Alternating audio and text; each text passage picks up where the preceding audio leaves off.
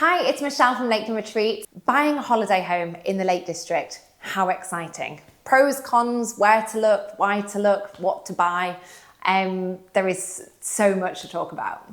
So if you're watching this, you're obviously thought about or thinking about buying a holiday let. Who wouldn't? We live in the most beautiful part of the whole entire world. I love the Lake District. I love looking after holiday cottages in the Lake District, and guests always have a fantastic time. Our seasons are quite long in comparison to other areas. We only have, maybe 2 or 3 quiet seasons of the year. So it's a great place to have a holiday let. Most people don't buy a holiday let to make loads of money. They buy them because they want a slice of the Lake District. They maybe want to retire here one day. This is the house that they're going to let us look after until that day comes. They might want to, holiday let with their family. Realistically, the value of holiday letting for a landlord and owner is in the asset of the property. If a holiday let can make you a bit of money, but pay all the bills, pay all the costs and keep up with running, then that would be a great holiday let for you to buy. Depending on where to buy it is up to you. If you want to come and stay here, obviously you might have some villages or towns that are really popular to you. Some of our best performing towns that we holiday let can be very different. Ambleside's extremely good, but so is Skeleth Bridge, and that's a tiny, tiny area. And so is Keswick, but then Hawkshead does really well as well. Areas, I would say, the Lake District, central, southern, including northern with Keswick there. That's the main area that obviously the houses that we look after, and they all have, a really good season and income to them. It really does depend on the type and size of property that you're purchasing. Now, unfortunately, there's no rhyme or reason. A lot of the times, why can this 1 bedroom make 20 grand gross a year, and why can this 1 bedroom make 30 grand gross this year? There's lots of things to it. Does it have fast Wi-Fi? Does it have parking? Does it have a garden? Does it have, toiletries in there? Do we have bath sheets in there? There's so many things. But then you could look at other 1 bedroom properties with no parking and no garden, but due to the location of the property, does just as good.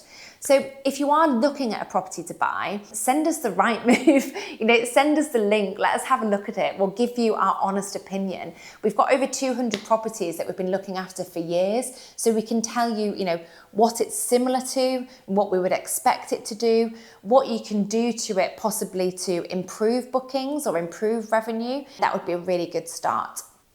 In the past, not many people bought any larger properties, but we're seeing, for example, the last 12, 18 months, anything from 4 bed and above doing really, really well. There's 1 7 bedroom property that we've got, and it doesn't have a weekend available until next year. It's incredible. So I wouldn't discount huge properties, and I wouldn't discount 1 bedroom properties. I would say, what do you need? If you want to come and stay in this property, you might have children or family of yourself. You might be looking at a 2 bedroom or 3 bedrooms. If there's just yourself, if you're just wanting a business investment, you might want to look at a 1 bedroom or a 7 bedroom. But we're here to help. We'll be as honest as possible, we'll be as transparent as possible, and we'll tell you, our years and years of industry experience, we shall try and pass on to you. So if I had 4 properties in front of me, all very similar, all in the same area, what would I look for? Definitely as many bathrooms as bedrooms. That's really quite important. If I've got a 3 bedroom, 3 bath and a 3 bedroom, 1 bath, definitely a 3 bedroom, 3 bath, because it sets itself up to different generations of people coming to it. You can also have 3 couples in there. Couples don't want to share bathrooms, so it's really important. So I would say definitely bathrooms is pretty key. If you can get as many bedrooms as bathrooms, that is the holy grail. It's fantastic. Parking is really, really important.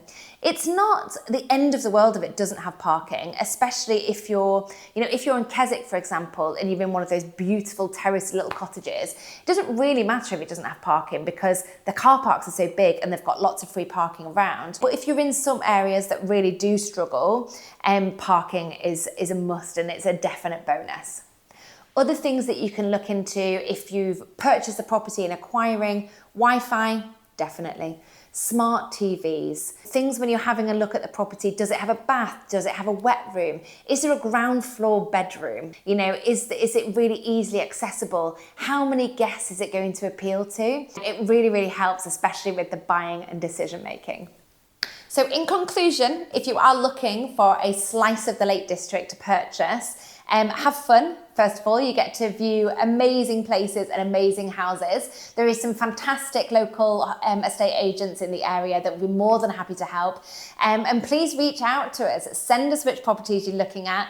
Let us know how it goes, and we'll be really looking forward to helping you on that journey.